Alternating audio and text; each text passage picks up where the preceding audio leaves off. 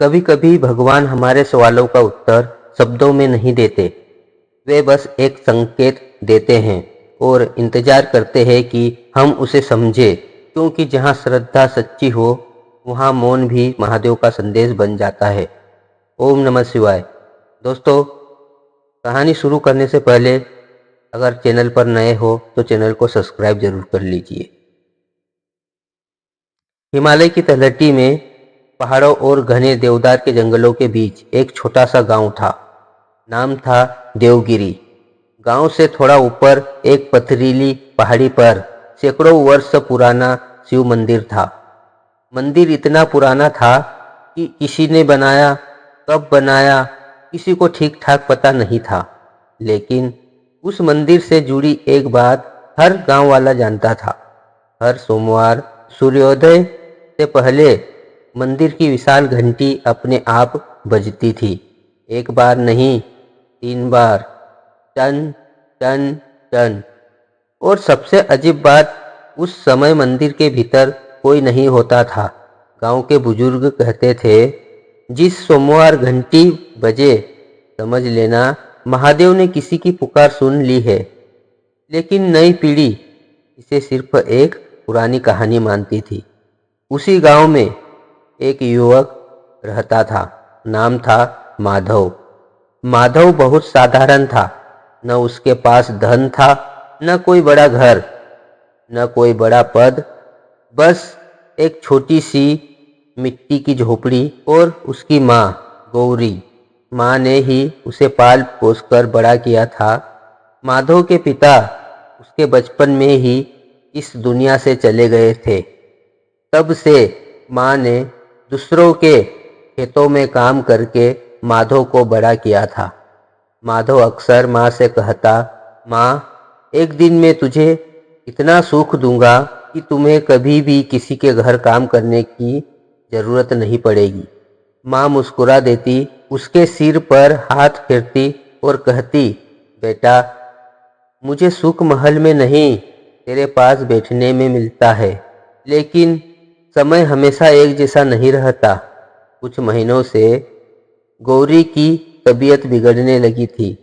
पहले हल्का बुखार, फिर कमजोरी, फिर ऐसी बीमारी जिसका इलाज गांव का वैद्य भी नहीं कर पा रहा था।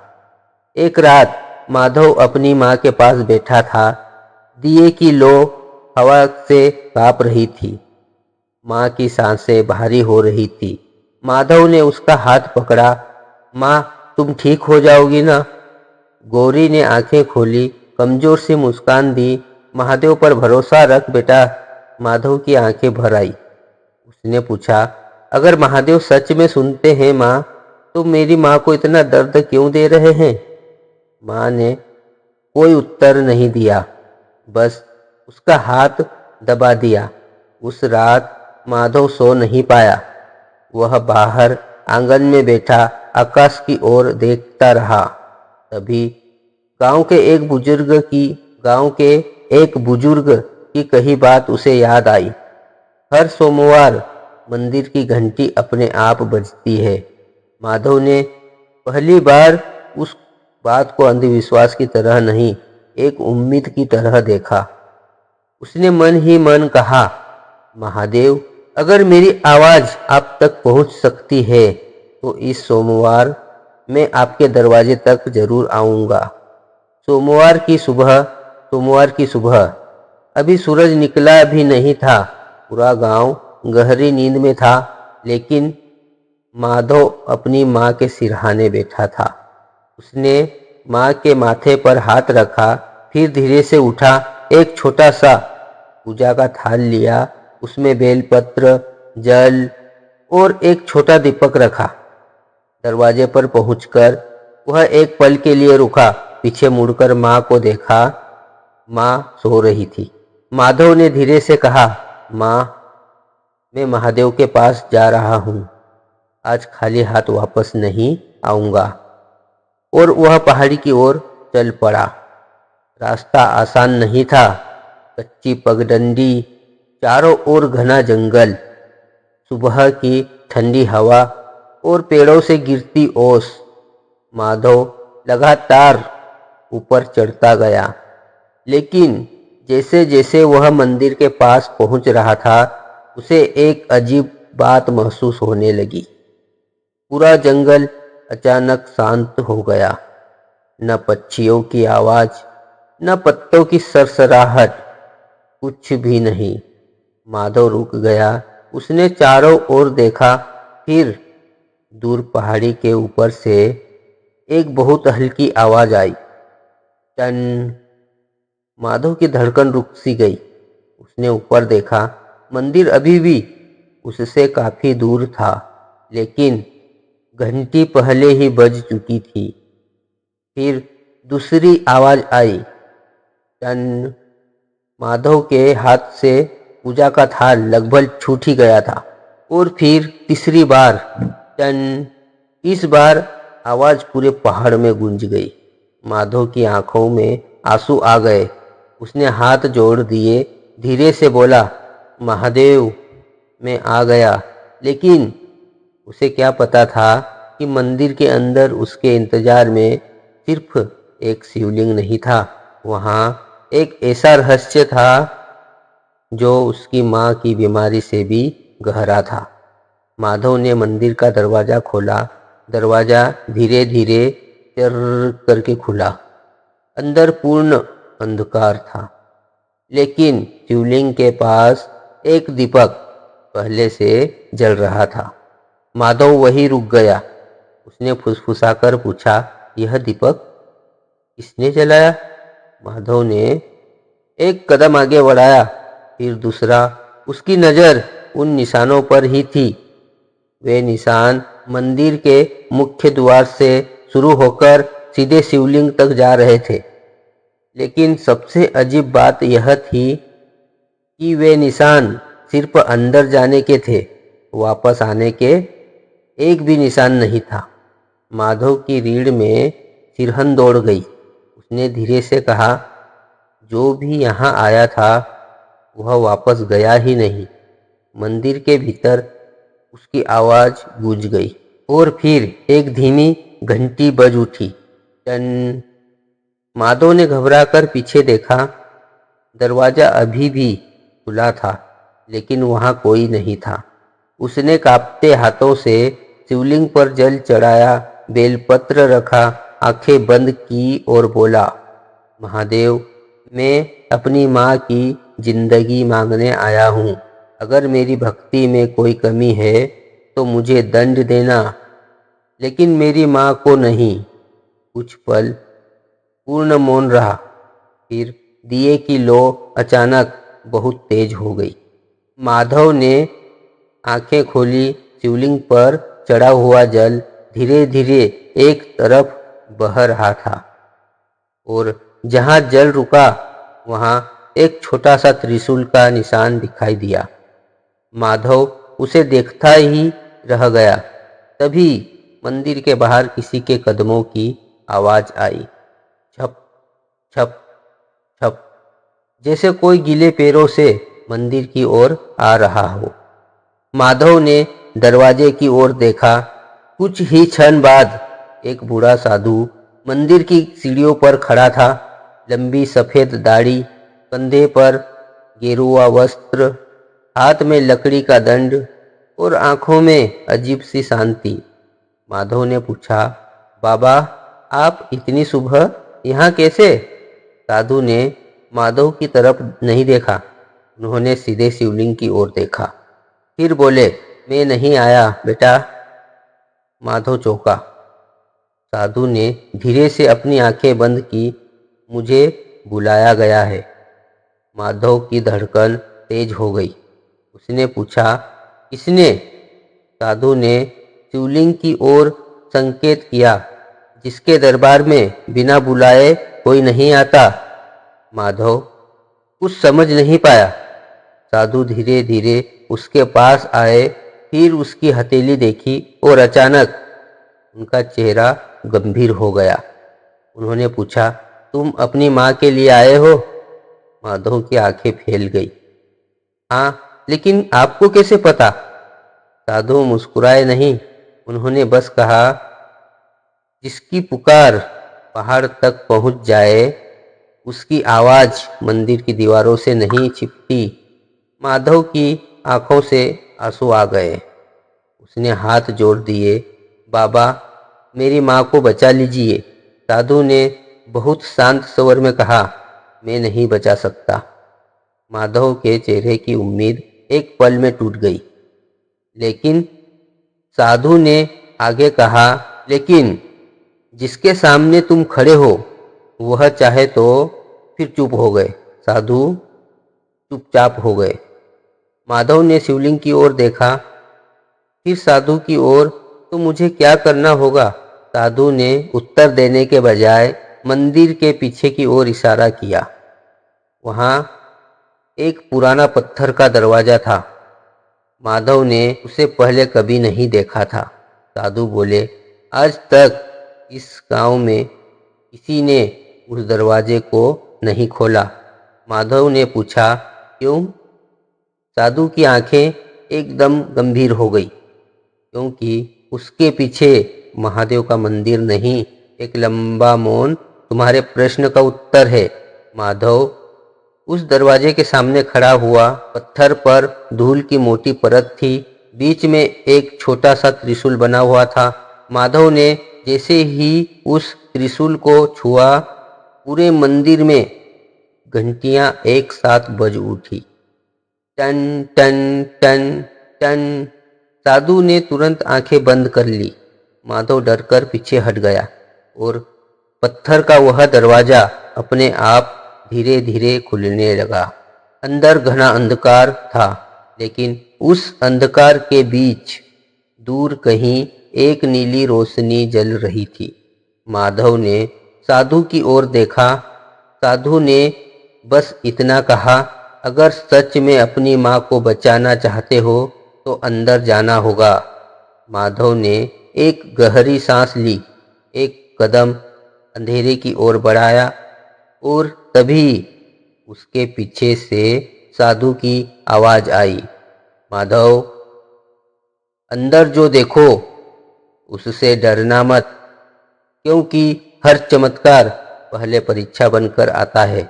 माधव ने पीछे मुड़कर देखा। साधु वहां नहीं थे। सिर्फ जलता हुआ दीपक और मंदिर की घंटी अपने आप एक बार फिर बज उठी। टन। माधव अंधेरे के भीतर चला गया और दरवाजा धीरे धीरे बंद हो गया। माधव उस अंधेरे दरवाजे के भीतर अकेला आगे बढ़ रहा था। चारों ओर इतना गहरा अंधकार था कि उसे अपने कदमों की आवाज भी किसी दूसरे व्यक्ति के कदमों जैसी लग रही थी। छप छप। उसने नीचे देखा।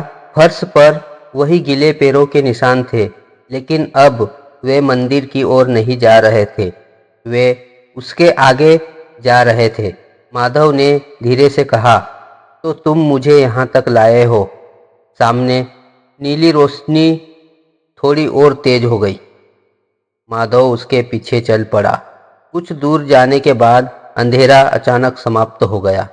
उसके सामने एक छोटा सा पत्थर का कक्ष था।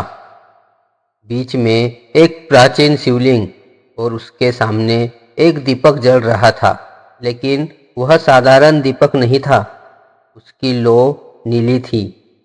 माधव स्तब्ध होकर उसे देखता रहा। तभी कच्छ की दीवार पर बने पुराने चित्र धीरे धीरे दिखाई देने लगे। एक चित्र में एक माँ अपने बीमार बच्चे के लिए प्रार्थना कर रही थी। दूसरे में एक युवक उसी मंदिर की सीढ़ियों पर बैठा था और तीसरे चित्र में एक विशाल घंटी अपने आप बज रही थी। माधव की सांसें तेज हो गई। उसने फुसफुसाकर पूछा, ये सब यहाँ क्यों बना है? तभी पीछे से आवाज आई, क्योंकि यह पहली बार नहीं है। माधव ने तेजी से पीछे देखा। वही साधु उसके सामने खड़े हैं, लेकिन इस बार उनके चेहरे पर पहले जैसी साधारण शांति नहीं थी। उनकी आंखों में अजीब सी चमक थी। माधव ने पूछा, आप कौन हैं? साधु मुस्कुराए, जिसे तुम बाहर खोज रहे थे वह बाहर नहीं था। माधव कुछ समझ नहीं पाया। साधु शिवलिंग के पास गए। उन्होंने दीपक के सामने हाथ जोड़े, फिर बोले, यह मंदिर उन लोगों की पुकार सुनता है जो अपनी इच्छा से पहले किसी और के लिए प्रार्थना करते हैं। माधव की आंखें भर आई। मैंने तो सिर्फ अपनी माँ के लिए मांगा है। साधु ने उसकी ओर देखा। यही तो तुम्हारी परीक्षा थी। माधव चौंक गया। परीक्षा? साधु बोले, अगर तुम यहाँ अपनी माँ की बीमारी को लेकर आए थे तो क्या तुम उसकी बीमारी के साथ भी अपनी श्रद्धा बचा पाओगे? माधव चुप रहा। साधु ने आगे कहा, भगवान से प्रेम करना आसान है जब सब कुछ हमारी इच्छा के अनुसार हो, लेकिन सच्ची श्रद्धा तब होती है जब मन कहे मेरी इच्छा पूरी न भी हो फिर भी मेरा विश्वास नहीं टूटेगा। माधव की आंखों से आंसू बह निकले। उसने शिवलिंग के सामने घुटने टेक दिए और पहली बार उसने अपनी माँ की जिंदगी नहीं मांगी। उसने कहा, महादेव, मेरी माँ को जीवन देना तो आपकी कृपा होगी, लेकिन अगर मेरे हिस्से में परीक्षा है तो मुझे उसे स्वीकार करने की शक्ति देना। पूरा कक्ष अचानक शांत हो गया। नीली लो धीरे धीरे स्वर्णिम हो गई और उसी क्षण ऊपर मंदिर की विशाल घंटी अपने आप बज उठी। टन।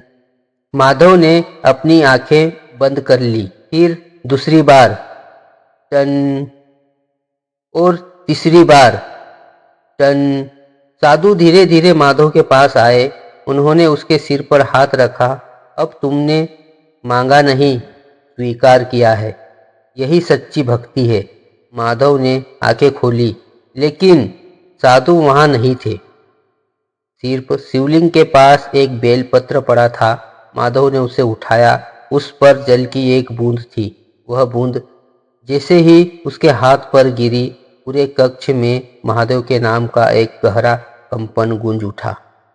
ओ। माधव ने आंखें बंद कर ली। जब वह मंदिर से बाहर निकला, सुबह हो चुकी थी।